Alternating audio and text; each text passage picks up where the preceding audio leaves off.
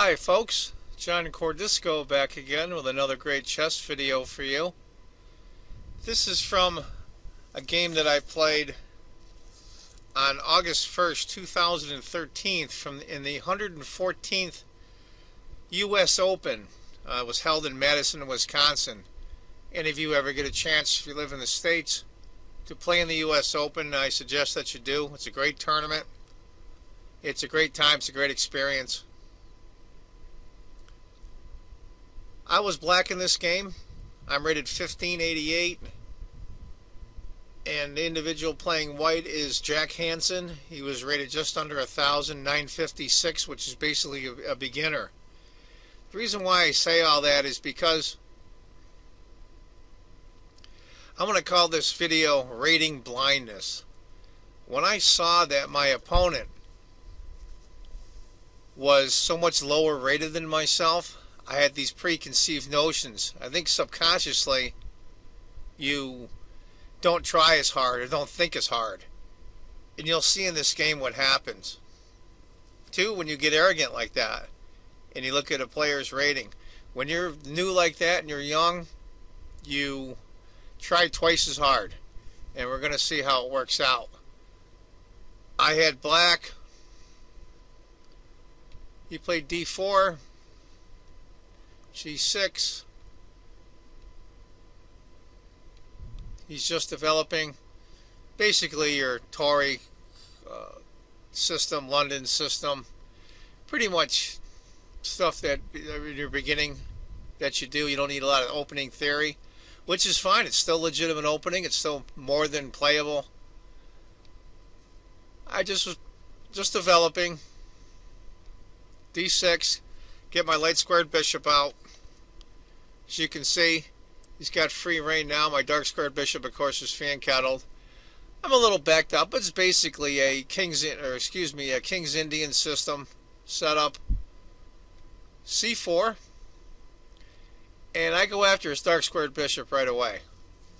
I'm hoping that once I win this dark squared bishop here, my dark squared bishop will be the king of the board. Oops. On the arrow, he goes knight to c3, which I was really surprised. I'm surprised he didn't go bishop here, frankly, to make me push here.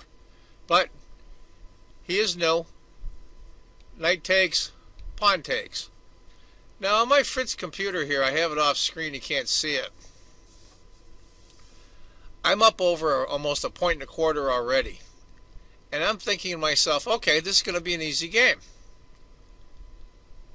And what makes you stop thinking?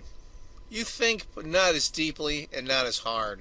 And that's why I call this ratings blindness. I was just moving to move. Now I went upon here. Interesting if I had taken with the bishop. Knight takes, bishop takes. Exposing the attack. Here now, if I had taken with the other piece, I could have checked him here and got my pawn back. Knight takes, bishop takes. He goes f5. I go bishop takes. If I had gone g takes, would have been interesting. Bishop takes, bishop takes, bishop takes, bishop takes, bishop takes, bishop takes, bishop takes, queen takes, finally, queen takes. And that would have been a pawn up after all of that. Pretty crazy. After bishop takes c3, he took back, and I played e5. Now I'm thinking to myself, even if he takes it in passant here, I can still take it with a bishop. If he takes here, I can take here. I'm still in good shape. I don't have to think. Don't you remember? The guy's lower rated. F takes, H takes, queen to f3. I'm thinking to myself, okay, I'm winning this game, I think. His position is pretty bad. I'm up a pawn. He's got double pawns here. I'm one piece behind in development, really, not a big deal. I'll just casually play. And I go f5, which is fine. And he goes c5. Now the computer gives that a big question mark. Single question mark. Double question mark is blunder.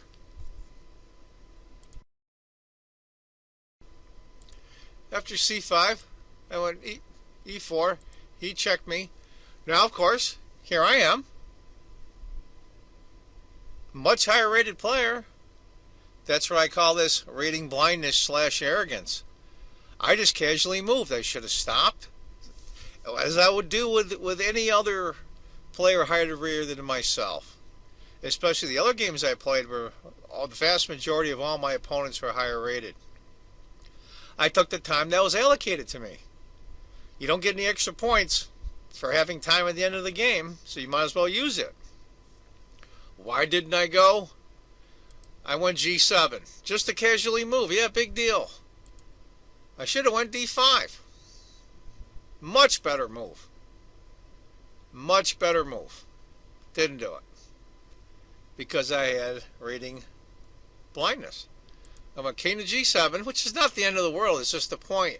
I should have played a better move. To give you an idea, after king to g7, I'm only up a point in score. And I'm up a pawn, so that's where that point is.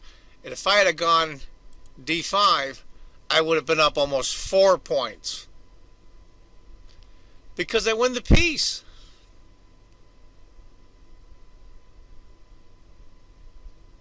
And that's the way it goes. King to g7, queen to e3, d5, and I finally do go d5. Queen to d4 check, and I go queen to f6. That was the right move.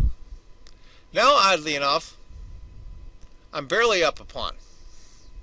As you'll see what happens, of course. Queen takes d5, double question mark. He should have traded queens. Now, you see that a lot with newer players, especially young newer players. They don't want to trade their queen. And you'll see why, taking that pawn on d5. Now, I did set this young man up. I left that pawn on d5 hanging for one simple reason, and you'll see in a moment.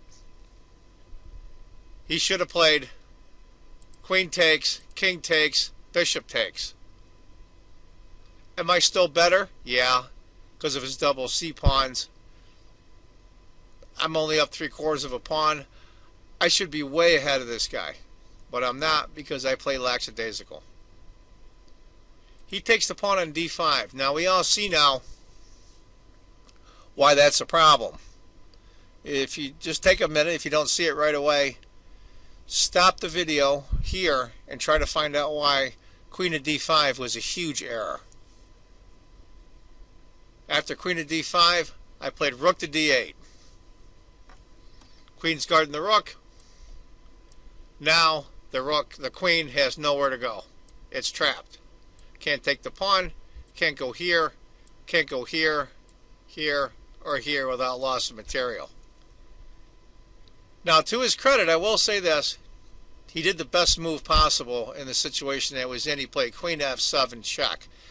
At least instead of losing a queen or a queen to a rook, he loses the bishop. Queen takes, bishop takes, king takes. I'm up a full piece. But I could have done better. I should have left most of the pieces on the board. I should not have traded so many so early, especially with a newer player. I just pushed wood, as you used to say when I was a kid, when all the chess sets used to be made out of wood. You're just pushing wood. Because he was lower rated and I was casual about it. Rook f to d1.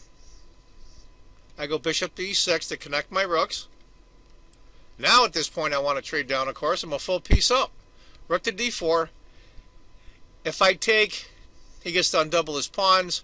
I go king to e7 just in case he doubles. Which he did. Rook a to d1. I grabbed an extra pawn while I could. He went c4. I played rook takes. He played rook takes. I played rook to d8. King takes. And this is where the young man resigned. Am I real proud of this game? it's a win. This was round 2. In the first round I haven't put up yet was against a young man that was just about 20-30 points below a master, which is 2200 rated, now is 1588. I'm going to go over that game maybe later down the road.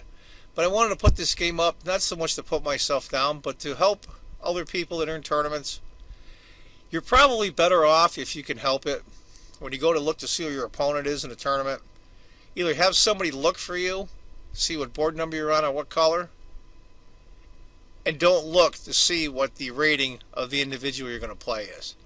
Always assume that they're way higher rated than you are, so you play good chess instead of just killing time. I won the game. I'm not embarrassed, but I feel bad because I should have played better, and I didn't, and it could have cost me, and it didn't. Anyway, folks, that's the video for today. I hope you enjoyed it and hope you learned a lesson. I know I did. And I want you to remember, if you think chess is just a game, you're not playing it right. And I hope you tell all your chess friends about my videos here on YouTube, and I hope you all please subscribe and comment. Take care, folks. Bye-bye.